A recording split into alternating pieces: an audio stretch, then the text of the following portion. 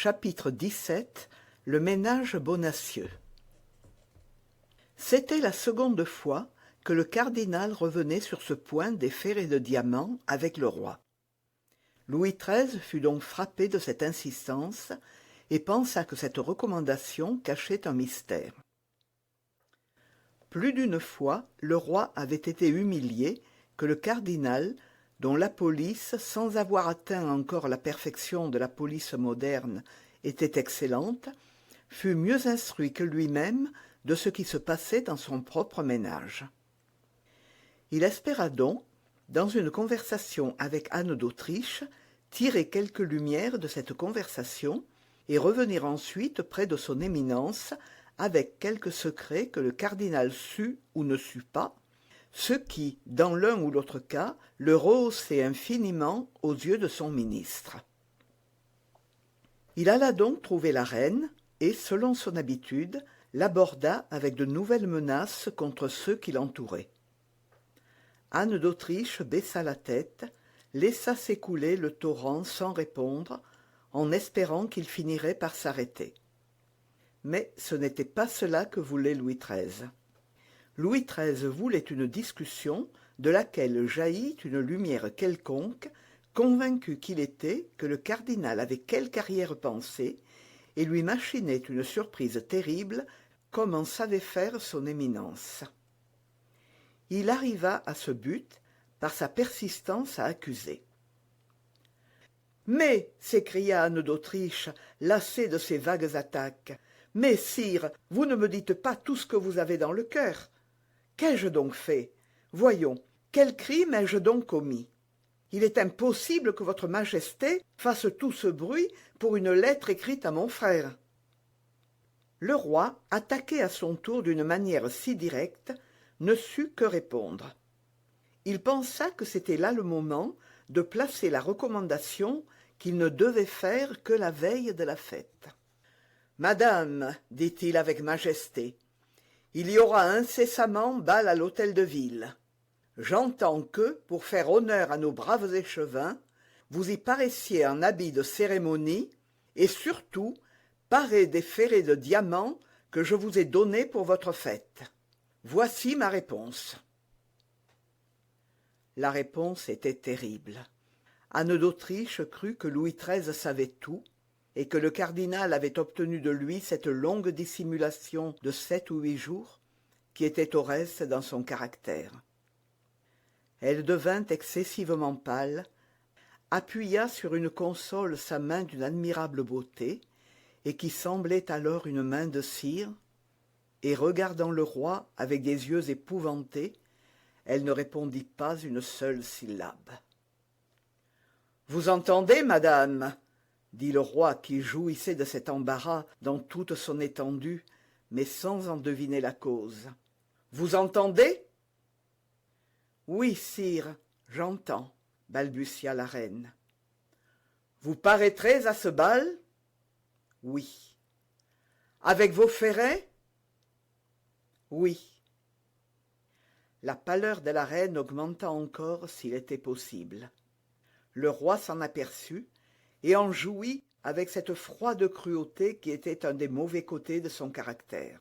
« Alors, c'est convenu, dit le roi, et voilà tout ce que j'avais à vous dire. »« Mais quel jour ce bal aura-t-il lieu ?» demanda Anne d'Autriche. Louis XIII sentit instinctivement qu'il ne devait pas répondre à cette question, la reine l'ayant faite d'une voix presque mourante. « Mais très incessamment, madame, dit-il, mais je ne me rappelle plus précisément la date du jour. Je la demanderai au cardinal. »« C'est donc le cardinal qui vous a annoncé cette fête ?» s'écria la reine. « Oui, madame, » répondit le roi étonné. « Mais pourquoi cela ?»« C'est lui qui vous a dit de m'inviter à y paraître avec ses ferrets ?»« C'est-à-dire, madame... »« C'est lui, sire, c'est lui !»« Eh bien, qu'importe que ce soit lui ou moi. Y a-t-il un crime à cette invitation ?»« Non, sire. »« Alors, vous paraîtrez ?»« Oui, sire. » C'est bien, dit le roi en se retirant. C'est bien, j'y compte. La reine fit une révérence, moins par étiquette que parce que ses genoux se dérobaient sous elle. Le roi partit enchanté. « Je suis perdu, murmura la reine, perdu, car le cardinal sait tout, et c'est lui qui pousse le roi, qui ne sait rien encore, mais qui saura tout bientôt. Je suis perdu, mon Dieu, mon Dieu, mon Dieu !» Elle s'agenouilla sur un coussin et pria, la tête enfoncée entre ses bras palpitants. En effet, la position était terrible. Buckingham était retourné à Londres, madame de Chevreuse était à Tours. Plus surveillée que jamais, la reine sentait sourdement qu'une de ses femmes la trahissait, sans savoir dire laquelle. La porte ne pouvait pas quitter le Louvre. Elle n'avait pas une âme au monde à qui se fier. Aussi, en présence du malheur qui la menaçait et de l'abandon qui était le sien, éclata-t-elle en sanglots. « Ne puis-je donc être bonne à rien à votre majesté ?» dit tout à coup une voix pleine de douceur et de pitié. La reine se retourna vivement, car il n'y avait pas à se tromper à l'expression de cette voix. C'était une amie qui parlait ainsi. En effet, à l'une des portes qui donnaient dans l'appartement de la reine, apparut la jolie madame Bonacieux. Elle était occupée à ranger les robes et le linge dans un cabinet lorsque le roi était entré. Elle n'avait pas pu sortir et avait tout entendu. La reine poussa un cri perçant en se voyant surprise, car dans son trouble, elle ne reconnut pas d'abord la jeune femme qui lui avait été donnée par la porte. « Oh, ne craignez rien, madame, » dit la jeune femme en joignant les mains et en pleurant elle-même des angoisses de la reine. « Je suis à votre majesté corps et âme, et si loin que je sois d'elle, si inférieure que soit ma position, je crois que j'ai trouvé un moyen de tirer votre majesté de peine. » « Vous? Ô ciel, vous !» s'écria la reine. « Mais voyons, regardez-moi en face. Je suis trahie de tous côtés. Puis-je me fier à vous ?»« Ô madame !» s'écria la jeune femme en tombant à genoux. « Sur mon âme, je suis prête à mourir pour votre majesté. » Ce cri était sorti du plus profond du cœur, et, comme le premier, il n'y avait pas à se tromper. « Oui, continua madame Bonacieux, oui, il y a des traîtres ici, mais par le saint nom de la Vierge, je vous jure que personne n'est plus dévoué que moi à votre majesté. Ces ferrets que le roi redemande, vous les avez donnés au duc de Buckingham, n'est-ce pas? Ces ferrets étaient enfermés dans une petite boîte en bois de rose qu'il tenait sous son bras. Est-ce que je me trompe? Est-ce que ce n'est pas cela? » « Oh, mon Dieu !» murmura la reine dont les dents claquaient d'effroi. « Eh bien, ces ferrets, continua madame Bonacieux, il faut les ravoir. »« Oui, sans doute, il le faut, s'écria la reine. Mais comment faire? Comment y arriver? »« Il faut envoyer quelqu'un au duc. »« Mais qui? À qui me fier? »« Ayez confiance en moi, madame. Faites-moi cet honneur, ma reine, et je trouverai le messager, moi. Mais il faudra écrire. »« Oh oui, c'est indispensable. 2 mots de la main de votre majesté et votre cachet particulier. »« Mais ces 2 mots, c'est ma condamnation, c'est le divorce et l'exil. »« Oui, s'il tombe entre des mains infâmes, mais je réponds que ces 2 mots seront remis à leur adresse. »« Oh mon Dieu, il faut donc que je remette ma vie, mon honneur, ma réputation entre vos mains. »« Oui, oui, madame, il le faut, et je sauverai tout cela, moi. »« Mais comment? Dites-le-moi au moins. »« Mon mari a été remis en liberté il y a 2 ou 3 jours. Je n'ai pas encore eu le temps de le revoir. C'est un brave et honnête homme qui n'a ni haine ni amour pour personne. Il fera ce que je voudrai. Il partira sur un ordre de moi sans savoir ce qu'il porte, et il remettra la lettre de votre majesté, sans même savoir qu'elle est de votre majesté, à l'adresse qu'elle indiquera. » La reine prit les 2 mains de la jeune femme avec un élan passionné, la regarda comme pour lire au fond de son cœur, et ne voyant que sincérité dans ses beaux yeux, elle l'embrassa tendrement. « Fais cela, s'écria-t-elle, et tu m'auras sauvé la vie, tu m'auras sauvé l'honneur. Oh, n'exagérez pas le service que j'ai le bonheur de vous rendre. Je n'ai rien à sauver à votre majesté, qui est seulement victime de perfides complots. » « c'est vrai, mon enfant, dit la reine, et tu as raison. Donnez-moi donc cette lettre, madame, le temps presse. » La reine courut à une petite table sur laquelle se trouvaient encre, papier et plume. Elle écrivit 2 lignes, cacheta la lettre de son cachet et la remit à madame Bonacieux. « Et maintenant, dit la reine, nous oublions une chose nécessaire. »« Laquelle ?»« L'argent. » Madame Bonacieux rougit. « Oui, c'est vrai, dit-elle, et j'avouerai à votre majesté que mon mari... »« Ton mari n'en a pas, c'est cela que tu veux dire. »« Si fait, il en a, mais il est fort avare, c'est là son défaut.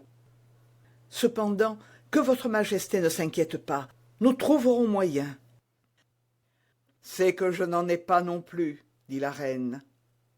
Ceux qui liront les mémoires de madame de Motteville ne s'étonneront pas de cette réponse. Mais attends.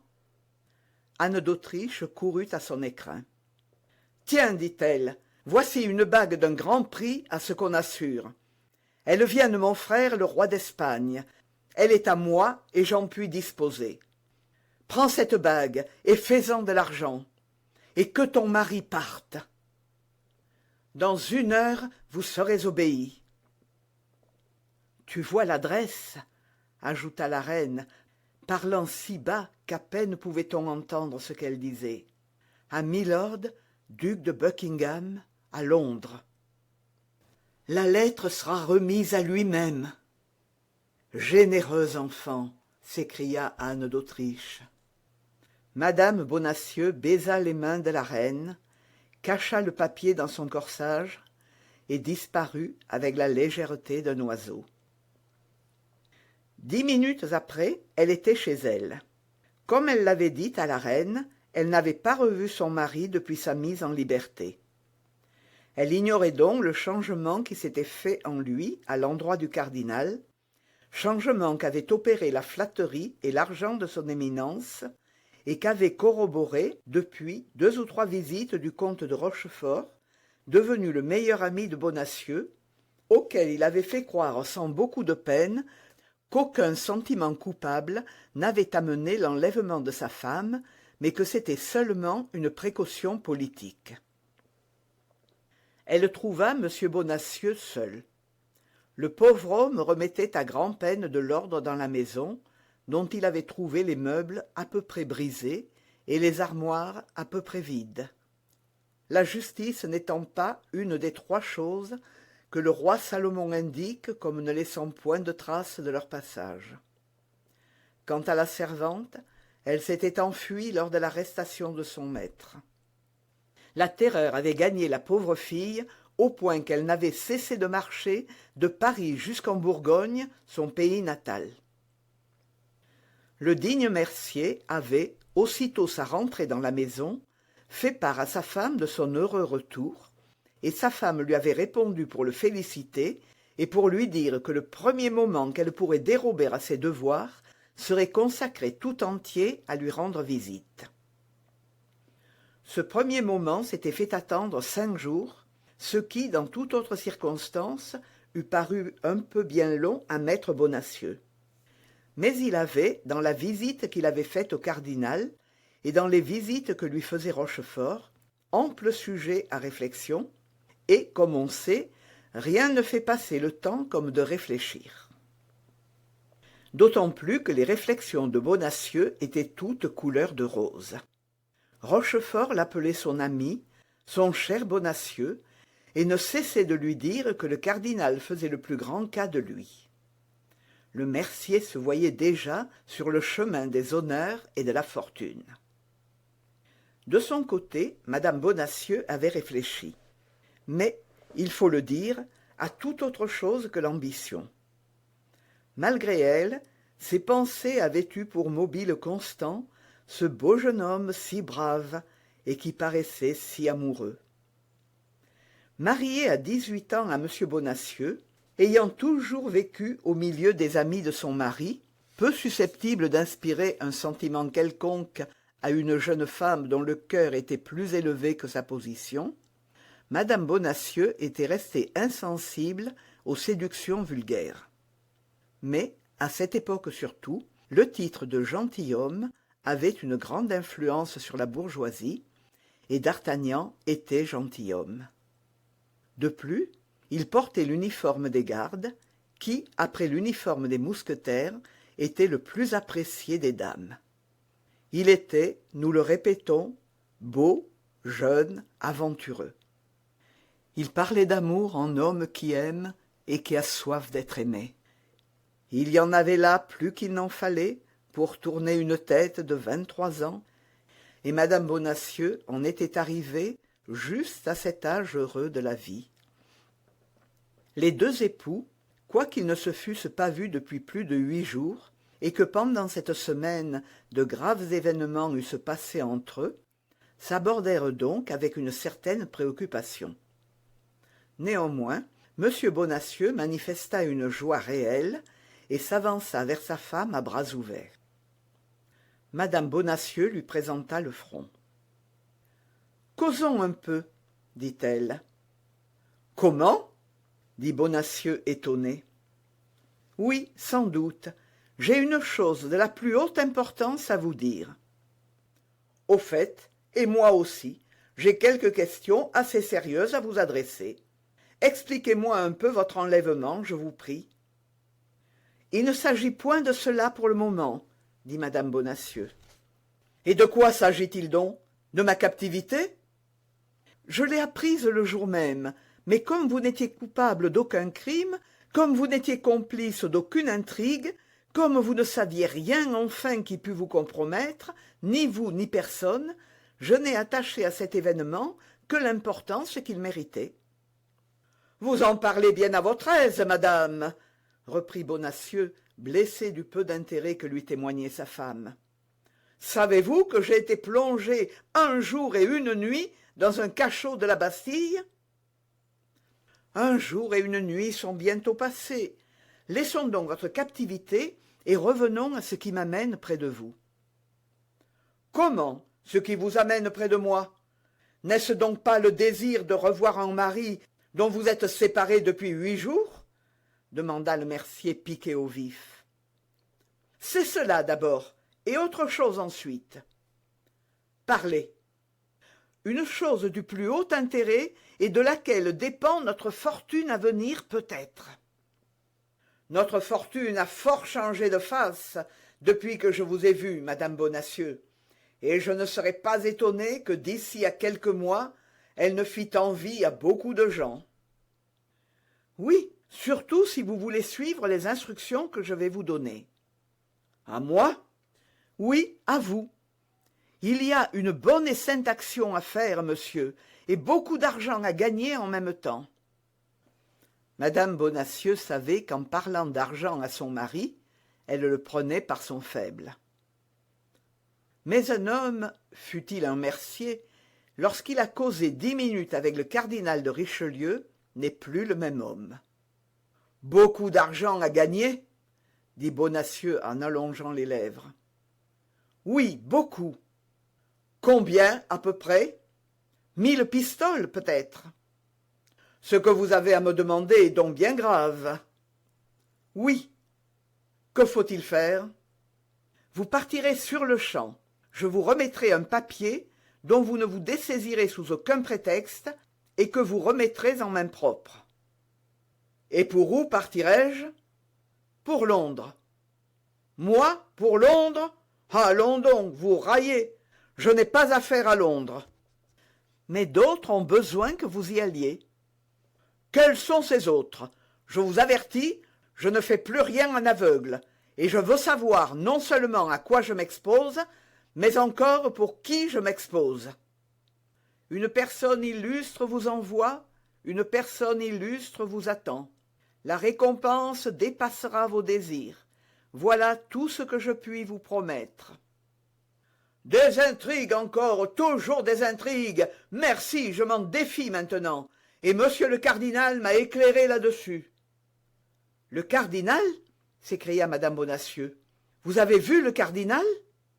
Il m'a fait appeler, répondit fièrement le mercier. Et vous vous êtes rendu à son invitation? Imprudent que vous êtes. Je dois dire que je n'avais pas le choix de m'y rendre ou de ne pas m'y rendre, car j'étais entre deux gardes.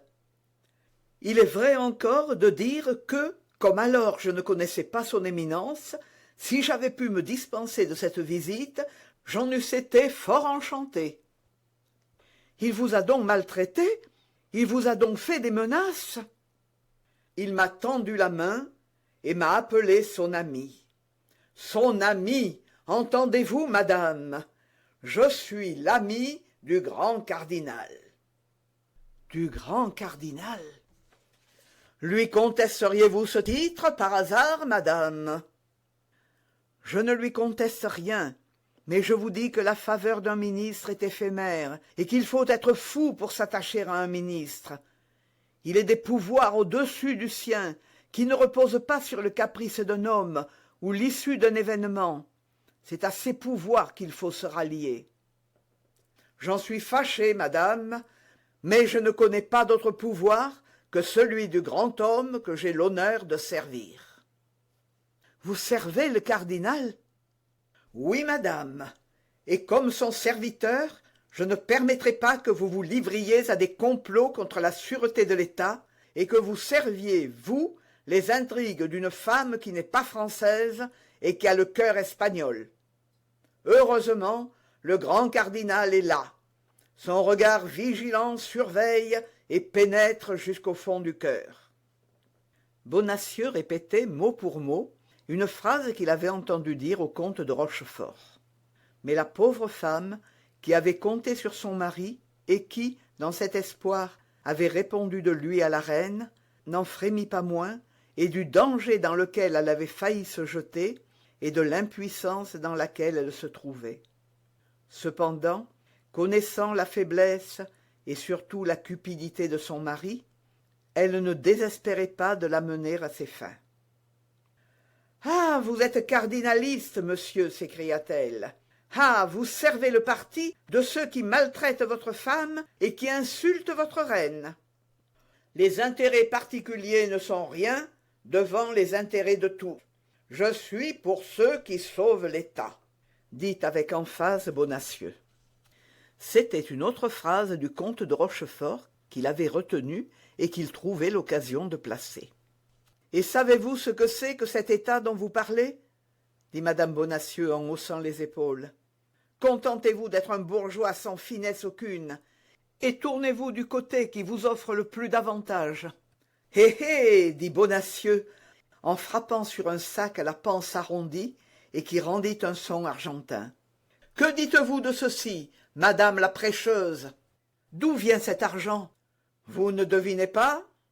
Du cardinal?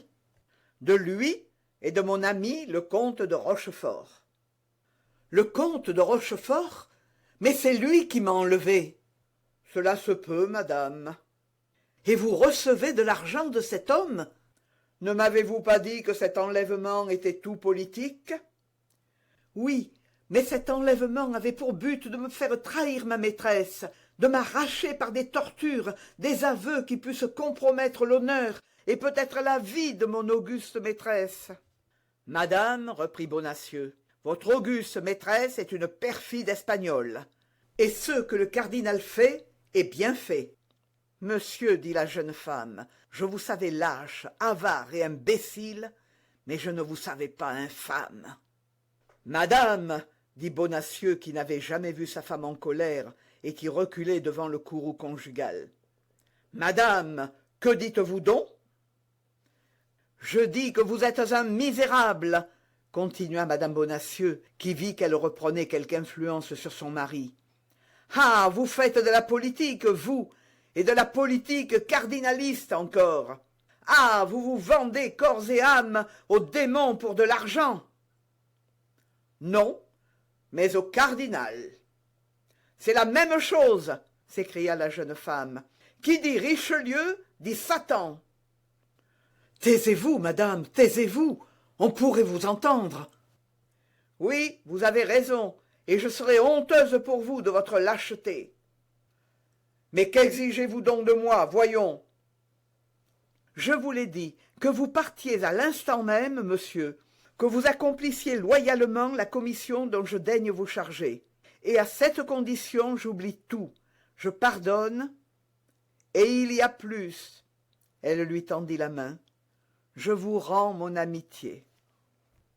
Bonacieux était poltron et avare, mais il aimait sa femme. Il fut attendri. Un homme de 50 ans ne tient pas longtemps rancune à une femme de 23. Madame Bonacieux vit qu'il hésitait. « Allons, êtes-vous décidée ?» dit-elle.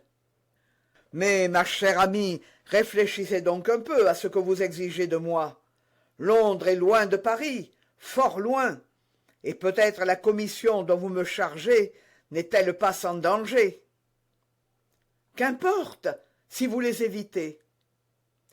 Tenez, madame Bonacieux, dit le mercier, tenez, décidément, je refuse. Les intrigues me font peur. J'ai vu la Bastille, moi. Brrr, c'est affreux, la Bastille. Rien que d'y penser, j'en ai la chair de poule. On m'a menacé de la torture. Savez-vous ce que c'est que la torture? Des coins de bois qu'on vous enfonce entre les jambes, jusqu'à ce que les os éclatent. Non, décidément, je n'irai pas. Eh, morbleu, que n'y allez-vous vous-même? Car, en vérité, je crois que je me suis trompé sur votre compte jusqu'à présent.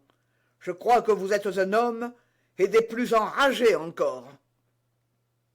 Et vous, vous êtes une femme, une misérable femme, stupide et abrutie. Ah, vous avez peur.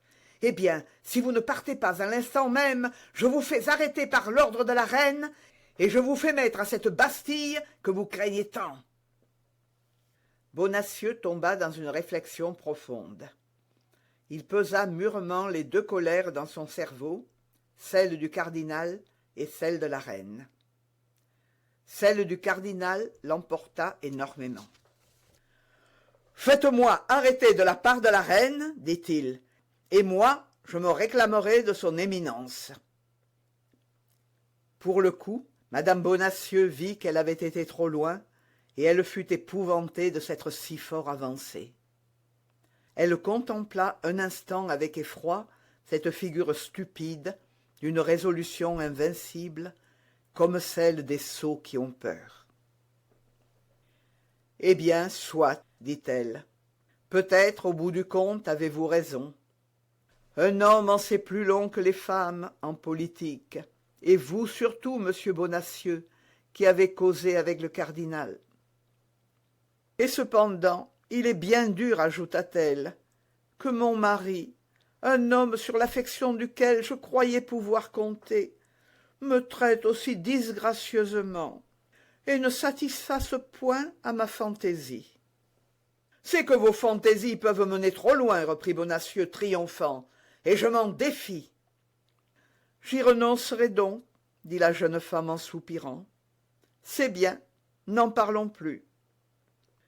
Si au moins vous me disiez quelle chose je vais faire à Londres, reprit Bonacieux, qui se rappelait un peu tard que Rochefort lui avait recommandé d'essayer de surprendre les secrets de sa femme.